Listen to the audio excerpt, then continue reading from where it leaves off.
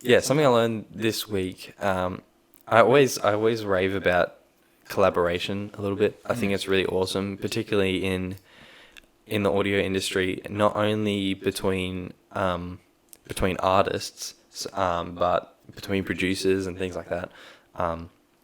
I always think you can get way better work done, a high quality of work done in less time, just with more people. Yeah. But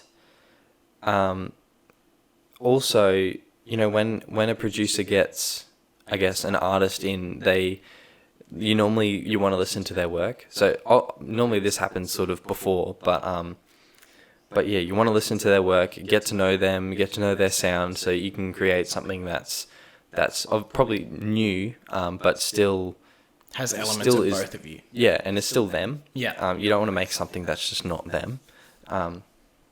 So, but also, yeah, what I learned is the value of showing the artist your stuff, and it's just to get the other way around. Like, then they can know what your sound is, and then you can, I think, work together better to And find a middle ground point. to get something that sounds like both of you and sounds, again, collaboration. You can just get a high quality of stuff done. Yeah, right.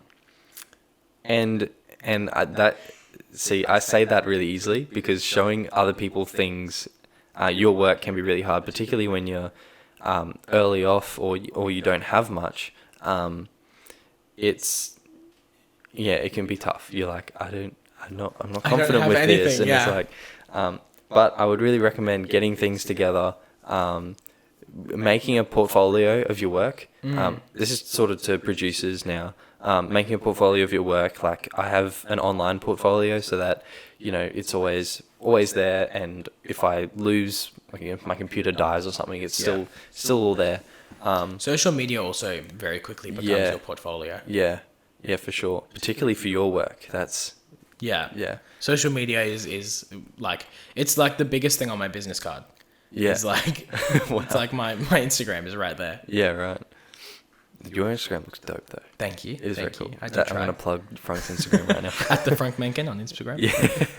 You need to set up your professional Instagram. I think. do. I think it's time. I have one, but I just haven't gotten onto it. I think it's time. Yeah. Yeah. I think it is too.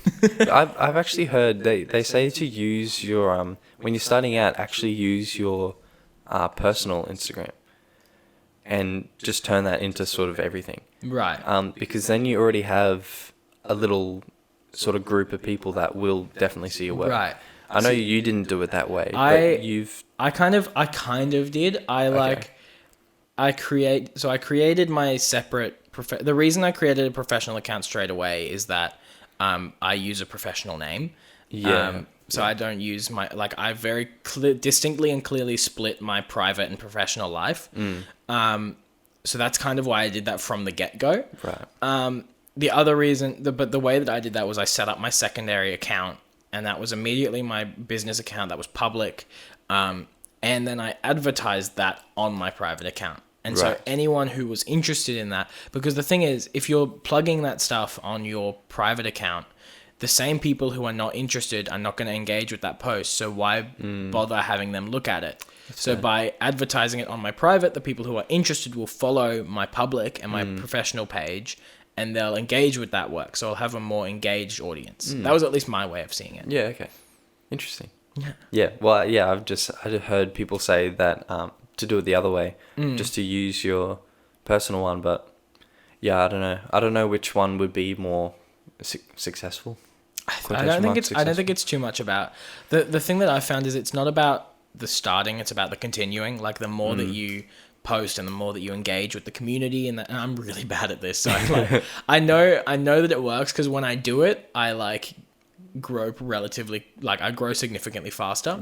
But it's a lot of work is the thing. And it's just engaging in the community, giving real feedback. Like, you get all those bot and spam comments that are like, beautiful, amazing, great work, love it, love this shot, that sort of thing. But you want to create actual work that's real, and create actual comments where it's like, wow, I really love the lighting in this shot, and that's how you get real. And I'm talking specifically for photography, but even for producing, you could be like, wow, I really loved what you did for that beat, I don't know, like something. Yeah. But giving like real feedback and real comments is really helpful, I think. Yeah. For social media at least. Yeah. Cool.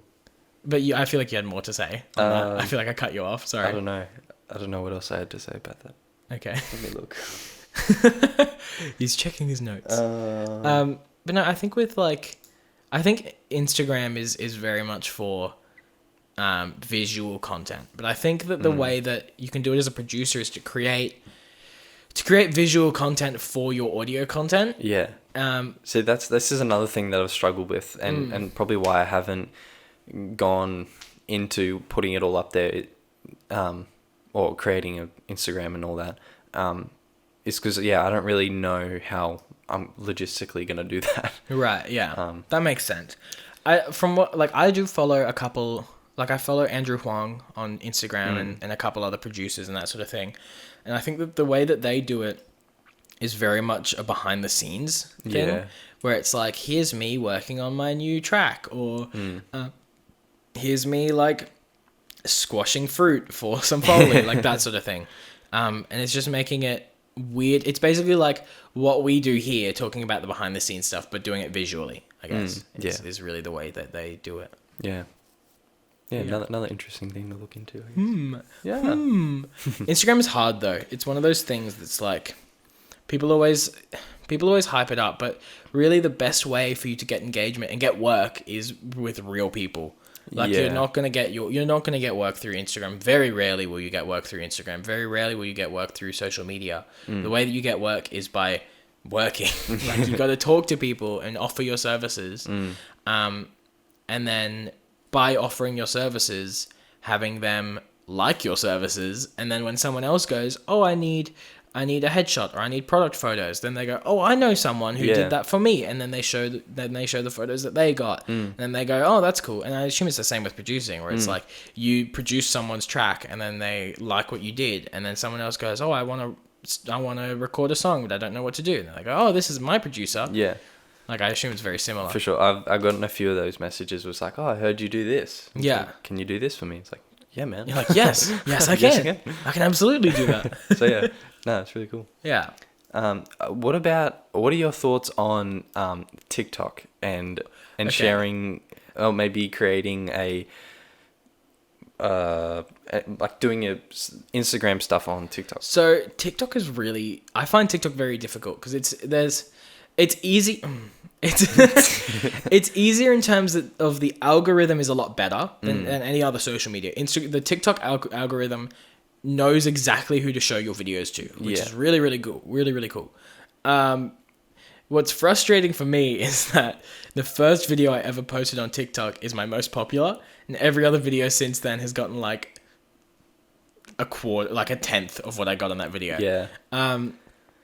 What works for photographers on TikTok is a lot of behind the scenes stuff, and then showing the final product. So like, here's the before shot, here's the after shot, or like, and adding stories to it as well. Like, I posted one where I posted my my self-portrait series, and I basically was like, I opened the video with like a shot of me putting my lens on my camera, and then it like zooms into the lens and shows the pictures. Yeah. And I said something like, I may not be a model, but I am a photographer whose models bail on him, or something like that, which isn't true. Like, I do self-portraits as part of my work. But it just adds that extra level of like, oh, that's sad. Let's see what he did. Like, yeah. It just adds that extra incentive for someone to watch it. Yeah. It's because as you said, the algorithm is like so much better, and I think it's a lot easier to get people to see it. Yeah. I think and the way that TikTok works is a lot better. Like in the sense that they will show that they do the thing where they show your video to a small sample size of people, and then depending on their engagement with it, it'll show it to a slightly larger bit, and then slightly larger, and then slightly larger, and it just keeps going until it tapers off. Yeah. So it is easier to get engagement on TikTok, I guess. But the thing is, you have to have good content. Yeah. Or be hot. Which also helps. Yeah. So you can get it like off the ground in the earlier stages of that exactly sort of process.